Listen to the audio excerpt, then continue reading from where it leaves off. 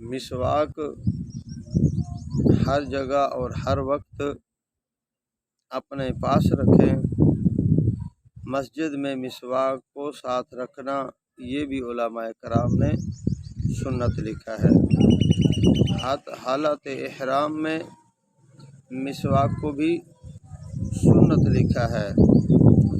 عورتوں کے لیے بھی مسواک سنت ہے، مردوں کے لیے بھی مسواک سنت ہے۔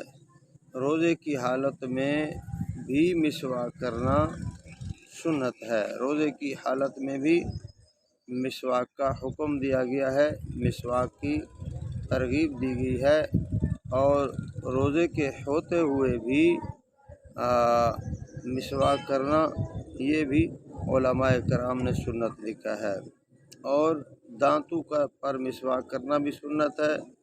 زبان کے اوپر بھی اگر آپ مسواک کریں گے تو زبان کے اوپر بھی مسواک کرنے کو علماء کرام نے سنت لکھا ہے۔ اور مسواک دانتوں کی چوڑائی میں سنت ہے، اس طرح سیدھا نہیں کرنا چاہیے، چوڑائی کے اندر وہ مسواک کی جو لکڑ ہے مسواک ہے اس کو پھیرنا، چوڑائی کے اندر مسواک کرنا علماء کرام نے سنت لکھا ہے۔